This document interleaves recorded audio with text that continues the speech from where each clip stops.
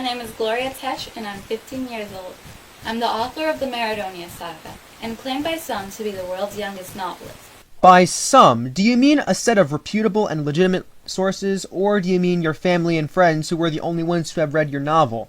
Because if it is the latter, then your claim is pretty much invalid in my eyes. By the way, your vanity is showing. Today I want to present to you the second book of the Maradonia saga, Maradonia and the Gold of Ophir. It took me less than a year to complete it. Big deal! Hermann Hesse wrote the novel Demion in less than 3 weeks, and he managed to win the Nobel Prize for Literature in 1946. Your point? And it's a sequel to the first book, Maradonia and the Seven Bridges. Many of you have read it already.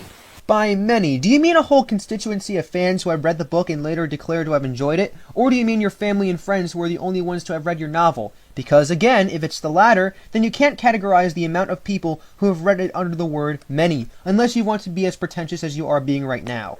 So you've been asking me to write the next one. Translation: my mother forced me to write more because she desperately wants me to become famous no matter how dishonest I make myself appear. So it's finally here in print. And let me tell you a little bit about the story. A girl called Maya and a boy called Joey, hunted by the powers of darkness. Whoa, whoa, whoa. The powers of darkness? How generic can you possibly get when naming your characters, especially the major antagonists of your novel, that? I guess the powers of malicious intent and the powers of indescribable horror were already taken. Realize with the arrival of 13 airships in the sky of Oceanside that they are not safe anymore in their old world. And it is because they had seized the most precious article from the Empire of Evil. So, not only do you have a contrived name for the entity that embodies all that is evil, but you also have a ridiculously contrived name for the lair in which the antagonists reside. You might as well have called it the location of the Empire of Bad Things, or the Empire of Not So Good, because all of them are interchangeable. The key to the underworld. A messenger from the land of Maradonia delivers an urgent message to Maya and Joey. And they knew they must return to Maradonia, the world between the worlds. I'm starting to notice a pattern here. There's more than one protagonist. They go on a fantasy world where they are needed for assistance, and they have to battle against an evil that is threatening to destroy that fantasy land. I wonder what other series of novels have similar themes such as this. But can they discover the center of rebellion? Can they find the 3 shiploads with the Gold of Ophir? Can they disappear from the cruel hands of King Napoleon, the ruler of the underworld? The ruler of the underworld is King Napoleon. Did I hear that correctly? King Napoleon? What, after Napoleon got poisoned, he was sent to rule the underworld? What's with the contrived names? I thought you were supposed to be a very talented and thoughtful story writer. Instead, I'm hearing contrivances, obvious copying from other stories, and reusing of common names. Hell, even the title sounds vaguely similar to another book series that I indirectly mentioned earlier. An escape from the cataract of evil. There's only one way to find out, and that is to read the new book, Maradonia and the Gold of Ophir. So you can get your copy at maradonia.com. One thing that definitely is for sure, your family and friends will definitely enjoy it. As for the general public, well, they seem to have more incisive eyes, if you know what I mean. They will notice that your plot is generic and unoriginal, and that your story is uncreative. And the literature critics will echo the audience, as their whole work is dedicated to reading literature and pronouncing their opinions on said literature. They probably came across the same themes you used in your novel series before. Trust me, there's a high chance that it's possible. And that's the way it is. Well, Gloria, I understand that you have high ambitions for your grandiose project and your novel series, but it needs to be improved and tweaked a little before the audience can begin to respond to it. Try to get others to provide feedback to the story, or at least expand your audience beyond your comfort zone. And for God's sakes, don't try to act like you want attention from here, there, and everywhere, or try to make misleading claims that you are the youngest novelist or an accomplished writer, because these self-affixed titles that you give yourself only hurt your credibility. Think about it. You have got to be kidding me. Apparently Roushutsu was suspended by 2 different parties. One of them was Josh Henderson, the other was Liberty Media and MDO Trust. Now, Josh Henderson should be a name you're familiar with because it's Voice Pro 200, one of the people that Roushutsu commentated on. And apparently Josh Henderson got butthurt and suspended her. Josh Henderson, I have a message for you. That was stupid. You filed a false DMCA claim, and you committed perjury, all because Roushutsu criticized you. Why are you so freaking butthurt about this? Just because Roushutsu made a commentary about how you were butthurt that you didn't get a part in some series that you could have probably made on your own, and you could have written, and you could have directed all on your own. I don't care if you have the proper software for it, but you still could have done it. And then you just blame Roushutsu, and then you suspend her for it? What the hell kind of move is that? If anything, it shows you're a craven coward. Because you framed Roushutsu and you sent a false DMCA claim instead of telling to her face that she didn't do a good commentary. Maybe you did, but you probably were pretty butthurt about it, and you're being very immature about this. So my suggestion to you is, grow up! And as for the second group, Liberty Media and MDO Trust, I know who this probably is. This is probably Gloria Tesh, going around and getting angry because people criticized her on YouTube as well. Gloria, you have to learn how to take criticism, okay? This is so stupid. That's another false DMCA claim. How are you going to justify this? This is also perjury. You suspended Roushutsu for no explained reason other than the only reason you could probably come up with is she criticized you and she made you feel bad about yourself. Well, to be honest, those criticisms were pretty valid. And I don't see what's wrong with Roushutsu's commentary. She actually made a pretty valid points in both of the commentaries that she made about Gloria Tesh and Voice Pro 200. Because, to be honest with you, that was stupid. You both did pretty stupid things, and you should feel really bad about yourself. You really should. Because you committed perjury. And you screwed yourselves. And you made yourselves look like dumbasses. Now everyone knows who you guys are. Now everyone's going to avoid you, and now everyone's going to know that you guys are butthurt assholes. So thank you guys for labeling yourselves as butthurt assholes without even realizing it. You guys are really that dense. And that's all I gotta say on this. This is really ridiculous, I swear. First, Dark Raven 48 closes his account because, he made a commentary, and now this happens, and then Transformers Fanco 328 stops making commentaries because of a similar reason.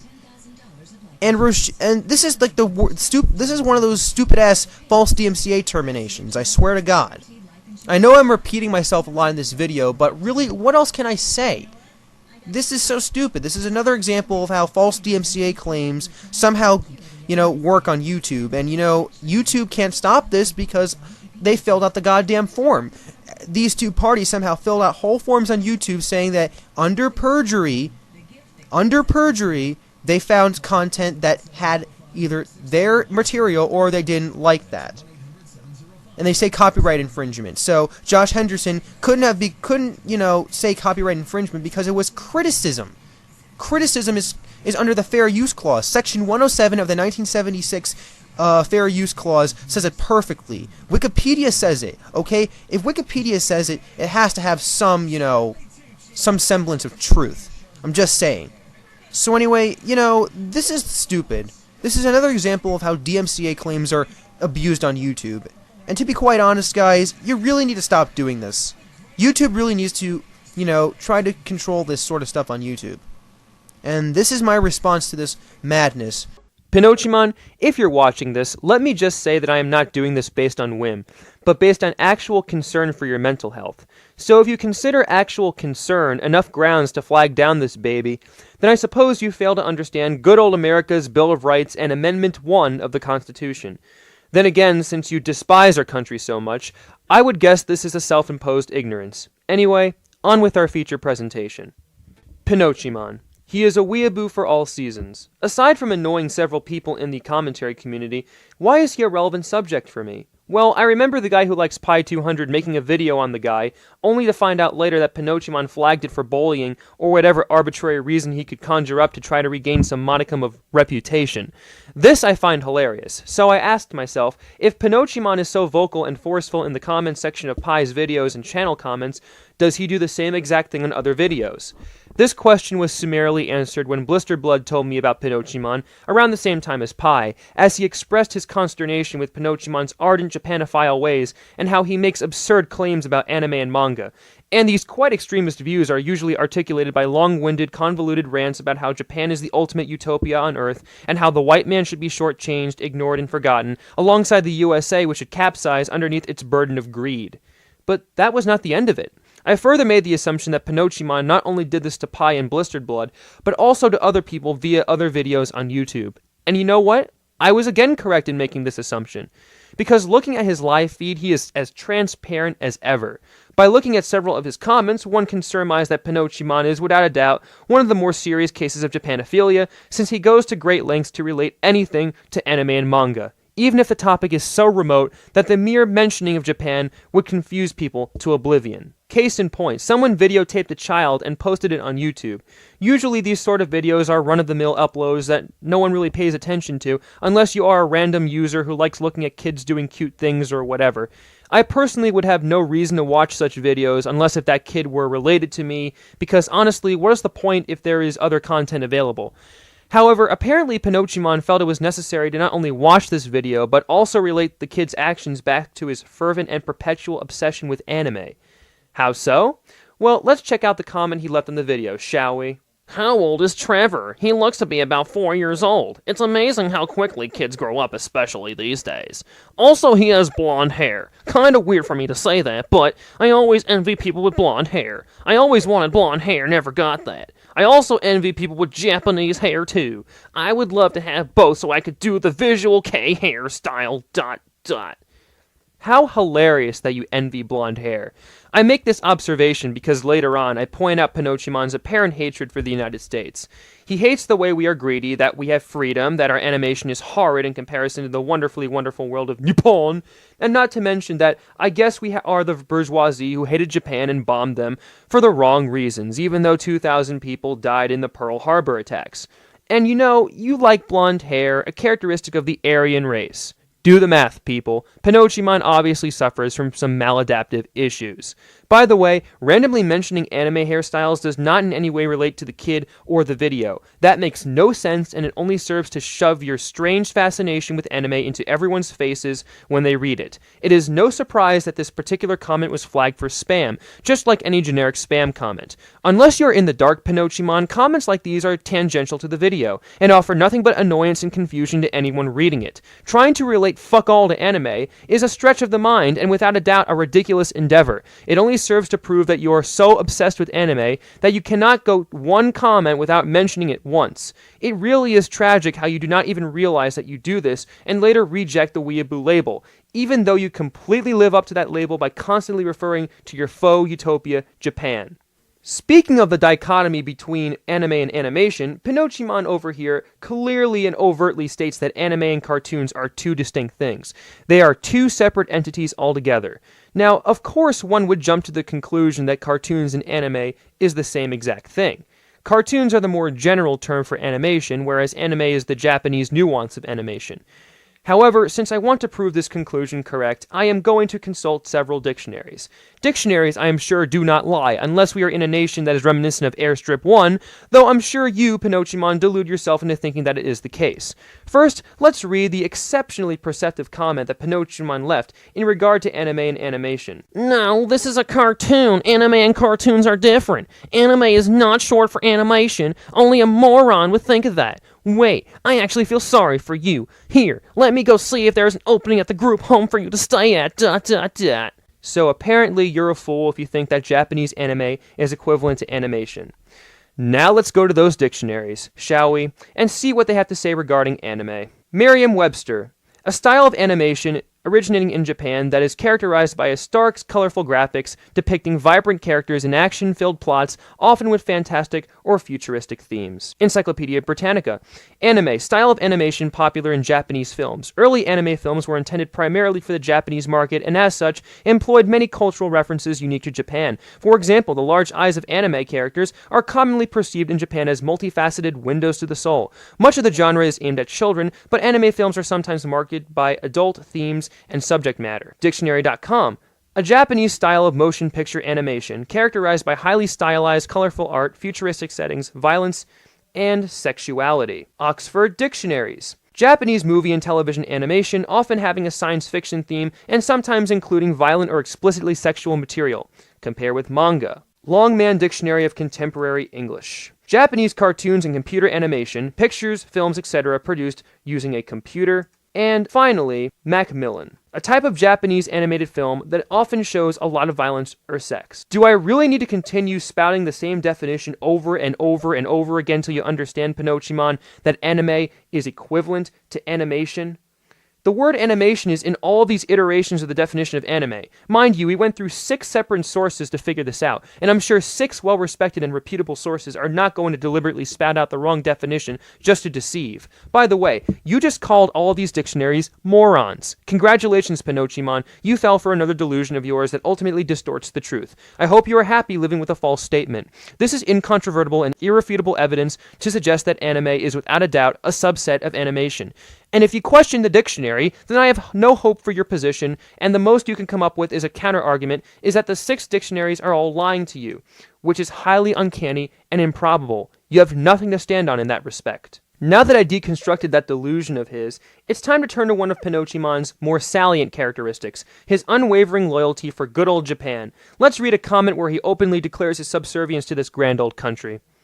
Here we go. You gave me joy with your media. I pay you back by buying your products. If there was a way to buy stuff from a local farm, or so, I do that. Hell, I tell sell, I don't know how to spell, my house, or even my blood for you guys. Japan has done a lot for the world. I love anime, manga, etc. You guys are the best writers and make the best TV shows ever, not to mention your culture is the best in the world. You have a better understanding of people and how they work. Hell, you have advanced science too. So if I could sell my own body for money, I would. So let me get this straight. You would sell your worldly possessions for Japan because of their media output. Wow, if that isn't extreme Japanophilia, I don't know what is. Which is why you deserve the label of weeaboo, because once you say things like you would give up your own blood to random Japanese people, it really becomes clear that your agenda is promoting Japan to be in a constant halcyon where the people are immortal and the anime and manga flawless. Even though Japan has economic problems and their population is quickly aging, as a select amount of people are bothering to have children there. Also, I love how you talk about how Japan has done a lot for the world, even though Sony was built from the ground up because one of the co-founders of Sony adopted the structure of the transistor by borrowing the license to create the transistor. So, in effect, the USA invented it, while the Japanese borrowed it and found new ways to market the transistor. They are innovators, but they aren't these gods unleashed upon the world, enlightening everyone with their infinite wisdom.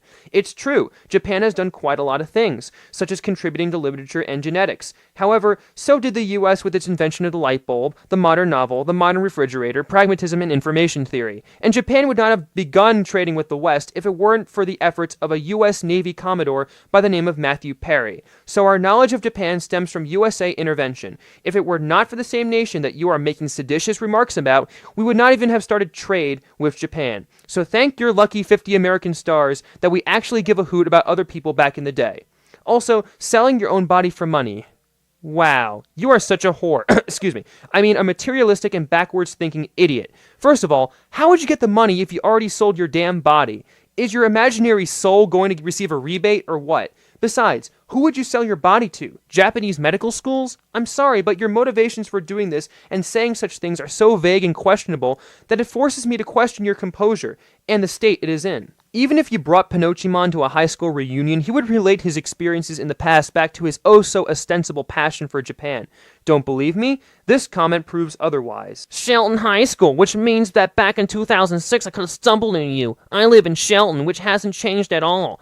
If it burned down, I wouldn't even shed a tear. Same with this country. Anyway, I miss 2006. Good year to be an otaku. Yeah, 2006 was a great year to be an otaku. Just like 2007, 2008, 2009. I don't even know why you make such observations, Pinochimon. What does it accomplish? For many others, I'm sure it only elicits a languid response. A resounding I don't care is what people hear in their minds as soon as they read something as discursive as one of your comments, Pinochimon. And I sure as hell hear that every time I read one of them. Why do you think your comments have any gravitas when all you do is just say the same thing constantly in every single video, just worded differently? But to add to that list of things that this guy blurts out constantly, his hatred of the USA is so out of left field, so out of place that it makes me laugh. Honestly, why he bothers to constantly bash us for white nationalism when he constantly romanticizes Japan, thus promoting Japanese nationalism, is beyond me. And why you give nationalism such a negative connotation is beyond me when you have types of nationalism that include civic nationalism, which isn't xenophobic. Evidently, your hatred of the USA comes off as quite ethnocentrist, especially when you compare Japanese culture to American culture as something that is world superior. In fact, let's just dive into one of those ethnocentrist comments, shall we? Japan is not doing this. Faux news American fags. Please wake up and see what your government is doing. You are being tricked into hating countries and people. White nationalism, fascism, etc. See that? Japan outlawed this years ago, and you could pay a hefty fine for this. However, the truth is something called the rhino beetle. Some people eat it as an aphrodisiac in Japan. That is going extinct. Think before you speak. Also, don't believe in your government. Be a skeptic and tell MSM to... I can't complete my own sentences. First of all, since when did our government promote fascism and white nationalism? When has this ever happened? Where do your conspiracy theories originate? Oh wait, they probably came from yet another system of delusions because last I checked, we had the Great Society in the 70s to let us know that other races did have a say in our way of life. And the idea of fascism is pretty hilarious when you got plenty of Democrats in office that are on the left side of the political spectrum. Not to mention that you're just upset that Fox News exists. I'm sorry that News Corporation is a well-established corporate conglomerate. If you really hate News Corp so much, why don't you just not watch Fox News or stop antagonizing people by leaving such conspiracy theory-laden comments in the comments section just so that you can bitch and whine about your lofty and misguided ideas. Also, love your spelling of beetle there. I really do appreciate you fudging up such an easy word and muddying the reputation of the Beatles in the process. And the whole claim with Japan outlawing this sort of forced hatred of other countries is ridiculous because the Japanese have their own bias, first of all, and secondly, I don't see any law that prohibits hatred of other countries. Maybe you could use the Geneva Convention as a foundation, but that is not relative to Japan, nor did it originate in Japan. So unless you can tell me the specific statute where Japan states that hatred of other countries is illegal, I am going to consider this another outcropping of your deluded nature. See, I'm being a skeptic, like you say in the comment. Finally, I want to show one more comment of Pinochimon's that ultimately shows how misguided and idiotic he is with his mindless rambling and ranting over stuff that is completely tangential to the topic at hand. In my previous commentary on Kion Gives You Facepalm, I criticized Kion for making silly and indefensible points regarding bronies. Now, here is what Pinochimon had to say regarding my take on Kion and his comments on bronies. Remember, the commentary was on my criticism of Kion. This is what Pinochimon had to say. Stupid bronies get upset and decide to take stupid potshots at the otaku, bringing outdated information. Miyazaki was back in the early 60s, bro, fags. Seriously. Also, back then, Japan had very little understanding of what mental disorder was. Move over. You decide to stereotype Japan. Has these people with title no common sense? Someone kills a girl and he happened to be a big TV buff. Do you not think that most people, if not all, would actually have a brain and think past that? When did I mention that bronies were attacking otakus? Why are you talking about how bronies horridly discriminate and persecute otakus and bringing up such superfluous points when I did not even address them in the video? Also, the US had trouble with identifying mental disorders as well. In fact, autism, for instance, was not formally described until 1943, and diagnoses in the 50s and 60s were rare. We barely knew about PDDs until the 1990s, so what is your point there, Pinocchio? Also, the last part of the comment I could not exactly understand because of your awkward grammatical structure, but if you're taking umbrage to people labeling anime or television as a prime motivator for murder, then that talking point should be spared for a more relevant video, not for a commentary where I talk about how someone misinterpreted a parody video. Way to be completely inaccurate and uninformed about my video. Your obtuse logic honestly fails here. In summation, I feel as though Pinochimon is trying his damnedest to be ethnocentric, Japanophilic, and overall, an active weeaboo who feels as though justifying his undue ardor for Japan and his contrasting unbridled rage for the USA USA is his primary goal in life, and it is no wonder that other people are not taking your comments seriously. This is because these are the etchings of a disturbed and troubled mind. There is no other way to describe it. If you think that the USA is nothing more than a hub for white nationalism, even though you seem to be ethnocentrist and lacking an understanding of civic nationalism, then obviously you are simply uttering seditious statements about the USA with a major bias. Your love of Japan is appalling, especially when you romanticize all elements of Japan, when it was Japan that killed 2,000 people in the Pearl Harbor attacks. But you're probably going to say that Japan was justified because we were such fascists back in the day. Sorry to say, but those arguments are nothing more than conspiracy theory claptrap designed to obfuscate the truth. My word of advice, Pinochimon: calm the hell down, stop spreading your weeabooism around, consult actual dictionaries, and take your own advice in regards to thinking before typing. This is going to be a more serious video. I know that I said I would lay off the serious videos back in my Sick Kirby video, but don't worry, this isn't as serious as the Sick Kirby incident. This is just to expose someone that I've known for a long time. If you guys know Hodgson3172, or Vanilla Hodge, or any sort of variations on his name, I'm going to expose him in this video, and I'm going to expose him right now. Because I can't handle his idiocy. I've been hearing so much about him. He's been messing with me, messing with my friends, that kid from camp, An Awkward Smile, and Stoner Philosophy, and other people that they're associated with for the longest time. And honestly, it all came to a huge culmination when they tried to start a group project, and it ultimately failed because of Hodge. But let's talk about Hodge's previous, escapades. So, Hodge is one for attention and for egocentrism and trying to siphon all entertainment and focus on him. It's always about Hodge, it's never about anyone else. So, let's talk about BlazBlue Comms. Now, I'm sure everyone thinks BlazBlue Comms is a defunct commentary group. The reason why is because of Hodge. When Oblivion709 decided to add Hodge into the hodgepodge of, and that's definitely, a pun, take it as it is. When Oblivion709 decided to add Hodge into the group, Hodge then decided to upload all his videos up to BlazBlue Comms and then link his channel there, so that way everyone will know about Hodge 24/7, thus making it a satellite government of Hodge's channel. That disappointed a lot of people, considering how they wanted to see video game commentary and other stuff that the channel was supposed to be used for, but essentially Hodge pretty much ruined it by making it all about him, making it a second channel of his, and as a result, he was kicked out by Oblivion. But as a result of that, videos were removed, group projects were pretty much slowed down, and people didn't want to associate with the group because everyone thought they would see low-grade material because Hodge's material is low-grade, and we'll get to that later on in the video.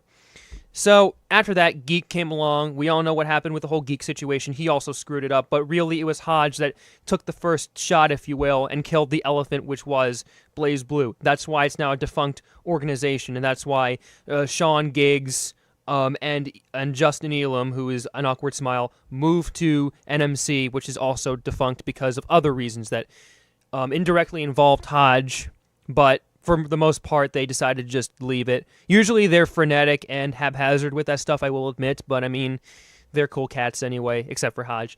Now we will move on to, how Hodge showed videos and how he wanted to publicize everything. I know that Smugleaf Carries On mentioned that in passing in a 40-second rant he did on Hodge, but this has to be said by me because I know this. He sent videos to a lot of people just so he can generate attention for his stupid-ass content, and he misused a program that he downloaded that he hoped would, gain a wider audience for him, because apparently, again, entertainment is at the forefront, never anyone else. It's always about him. It's never about the YouTube community.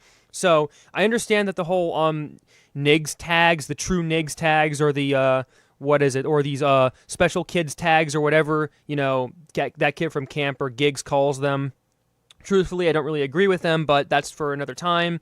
But Hodge pretty much stole that idea and just, he then used the tags, and then he used the program stupidly to the point where he sent videos to the same people over and over. And I had people complain to me about how Hodge sent those videos to them even though they weren't interested in his content, because let's face it, his content is crap. Moving on to his content, let's just say that that kid from camp and Stoner Philosophy were pretty much his inspirations. And because of this, he made a stupid hybrid of videos based on that bland pastiche of a style. As a result of that, we see him dancing naked, but we only see like the top part of him, and it really looks like a massive nightmare. And honestly, he also did reviews that were rather crappy. His commentaries were the only thing that were worthy of watching, but before that, his editing was so subpar that he failed to do any editing. And when I did my dramatic reading with Hodge, I told him, why don't you edit the 41 minutes out of that whole dramatic reading about Blue Magus? And I said, maybe you could compact it to a 20-minute video, but he said, no, I like improv, I like the improvisation. Lo and behold, it was very slow going, and the only reason why people watched it was because I think I was in it. Hodge's thoughts and opinions were pretty much him going, and he doesn't bother to edit anything. In fact, if he was in any group, video, he would refuse to edit. You know why he was with GWS when he did that Foxtrot dual Let's Watch with him?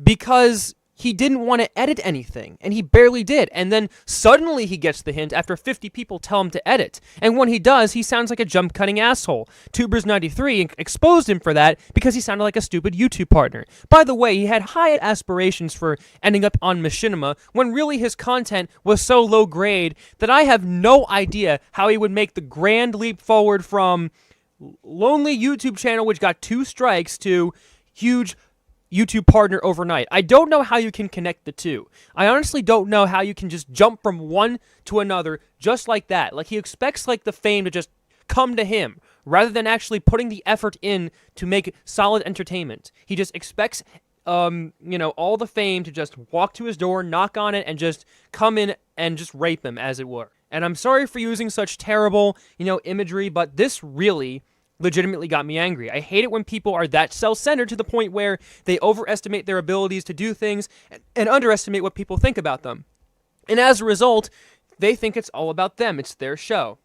And honestly, another major thing was the True Nigs. Now, please excuse me for using the N-word, guys, but that was the original, idea of Giggs, Sean, and Justin. They decided, in one chat, they said, in jest, why don't you make a podcast? Why don't all of us make a podcast just so we can talk about our ideas? Well, Hodge was in the call, and Hodge made a Podbean without their permission, made the account without their permission, and did a bunch of other stupid crap without their permission. And they explicitly said before, letting Hodge go that, hey, you're not associated with the project, you're not affiliated with the project, we've seen you mess up BlazBlue and kill it, so we don't trust you in your affiliations. And Hodge said, oh, this is going in one ear and out the other, I'm going to mess up the True Nigs.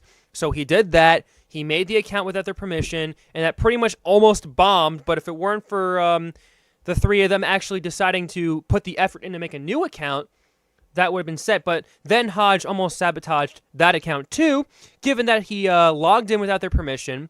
He subbed to all of his associated channels since he kept jumping from channel to channel to channel, and he associated that account again with his channels and content, and subbed to a bunch of people without their permission, and then revealed their Skype names to a bunch of random people whom they don't even know just so they can increase their base audience. Again, this is another example of Hodge misusing YouTube, misusing, an account, and almost ruining it and capsizing it.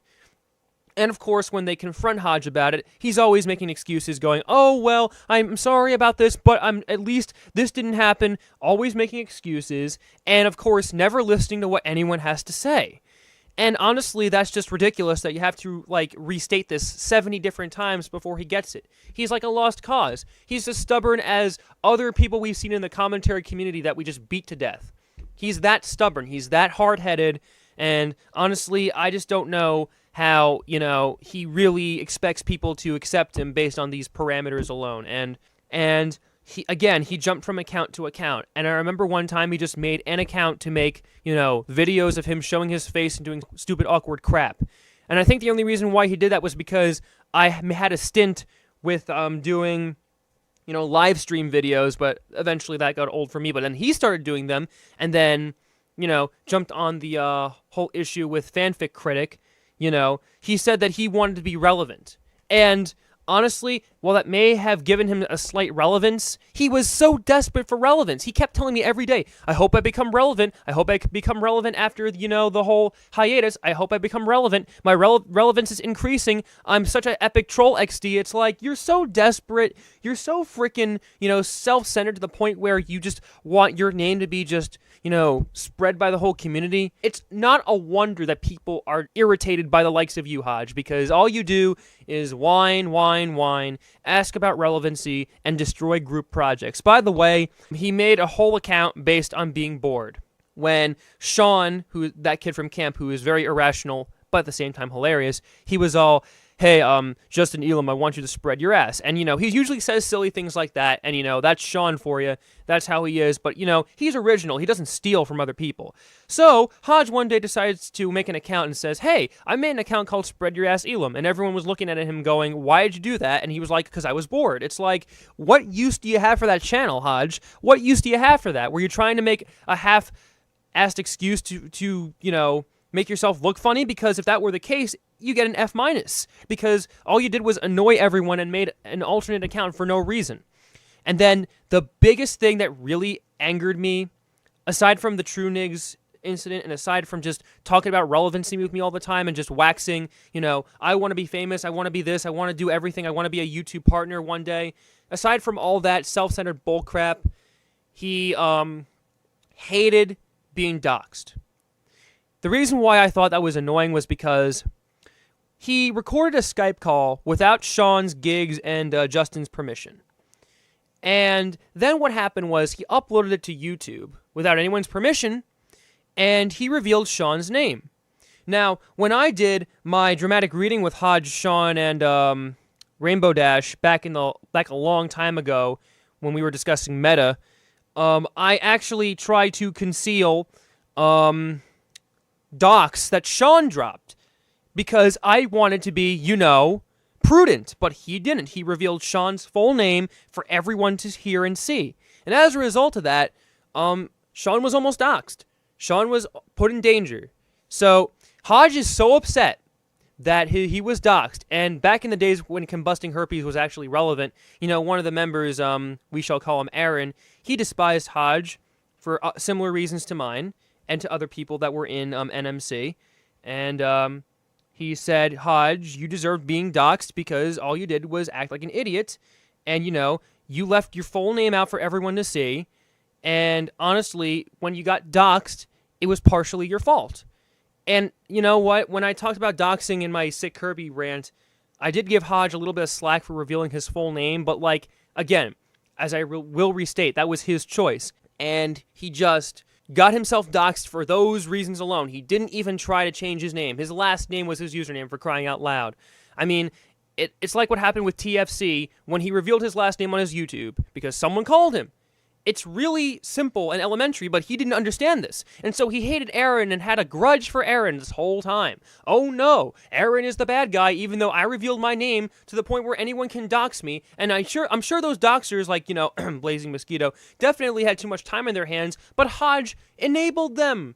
And he almost ruined Sean by showing his full name. So he is a two-face. He is a two-face, sociopathic liar who tries to mess everything up, and he still to this day has not understood the gravity of the situation. We had a huge discussion with him, and we told him to get your crap in order. And up until this point, this nanosecond, he has not listened to a single word we've said, so I hope this video grounds it in his skull, because honestly, this has just gotten too far. All you've done, Hodge, has caused chaos and idiocy swarming around you and your friends. And it's no wonder that people think that, you're irritating. So, with that, I'm kind of done here. And I hope, Hodge, you learned something from all this. I mean, I really hope you do, because I'm one for looking forward and looking up. And I'm one for keeping my life intact. I actually have a future ahead of me. And I'm actually thinking about what I have to do. And you say you're on hiatus, yet you're commenting on YouTube. And you're still acting like nothing has ever happened. And you're still bothering Sean. And you're still bothering Justin and Giggs. So, I mean, I think you have learned absolutely nil. So, this video will serve to inform other people about what you've done. And I don't want to trash your reputation, but I think you trashed your reputation for yourself. and I'll let the information that I presented speak for itself. So I'm done here.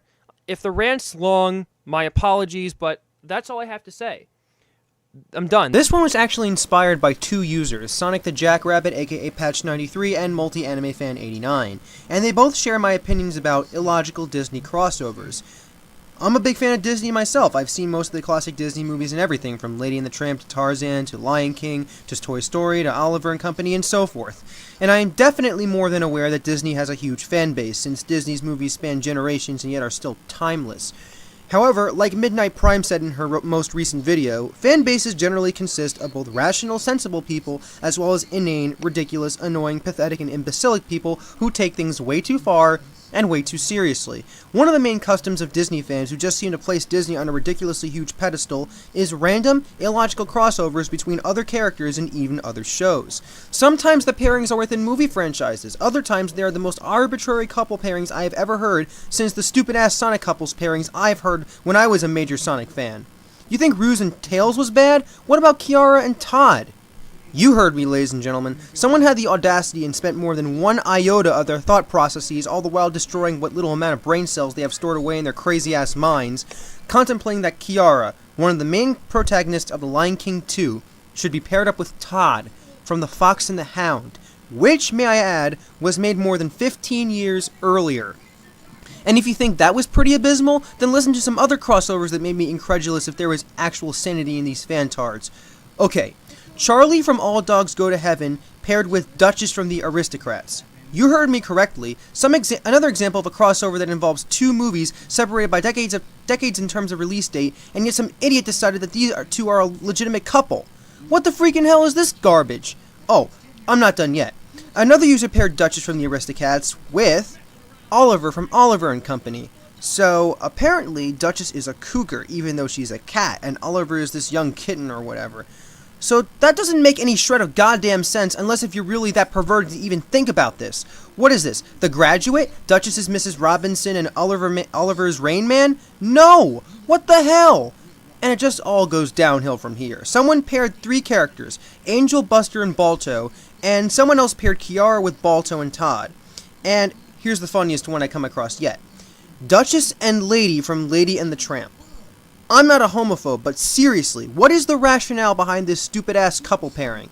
How is that even remotely canon? Does that even make any plausible sense at all?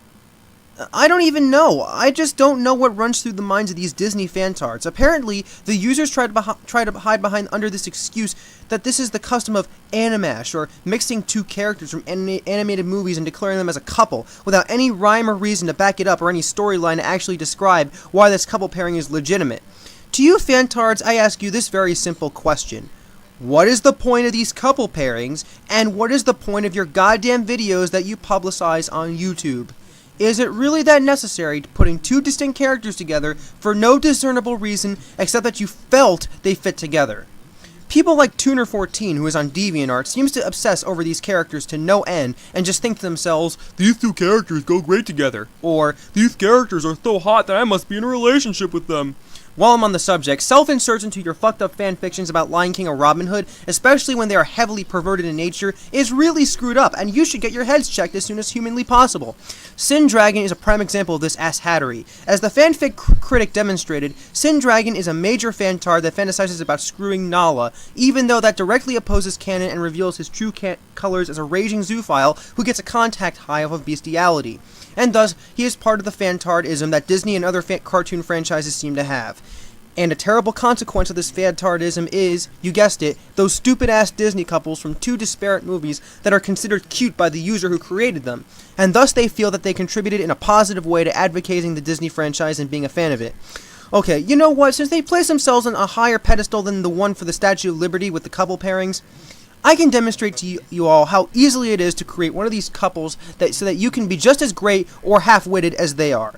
Step 1. Find 2 characters from 2 random franchises. Remember, they have to be from 2 separate movies, otherwise they won't be illogical. Step 2. Pair them together. Step 3. Provide no reason to back it up, other than the fact that you think it's cute or it's hot, or some other stupid modifier that you feel describes the almost ugly contrasts between the 2. And Step 4. Watch the magic happen.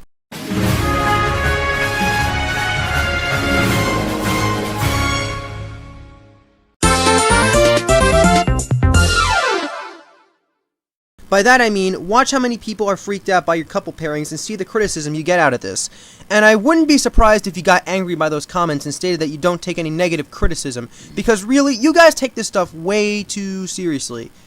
So my suggestion is as follows. Make couple pairings that make more sense, and if you make such animatches, at least provide some backstory or some elaboration as to why you decided to do such an insane thing. I think more people would be appreciative of the fact that you had a rationale for putting two, as I say, immiscible characters together, because they work as easily as water with oil. It's a plague on the Disney fandom, and it turns people away from it. So in the end, grow some sense, guys. Everybody who from Tuner14 who fantasizes about Disney females 3/4 as much as Sin Dragon, who is on the same side as unstable people as this guy, this person, this individual, this escapee from the insane asylum, this mental patient, and this psychological marvel to humanity. In conclusion, dear friends, illogical Disney couples are just plain useless. And this is coming from a Disney fan who knows better than to make such ridiculous brain children like these. I'm gonna do a rant on Conlangley1. Sorry, Conlangley1 is my favorite YouTube person to do rants. Cause I really like Conlangley1's rants. I love every single one of his rants. All except for his, Phineas and Ferb rant, because I like the show, but I really respect his opinion. If you like Conlangley1's videos, and if you call yourself a fan of Conlangley1, then why are you calling this a rant? Aren't rants supposed to be about what pisses you off? A better title would have been a Conlangley1 praise video, not the obviously misleading one that made me seriously think it was a rant. Refresh your definitions of the words rant and praise, and maybe more people will take this video seriously.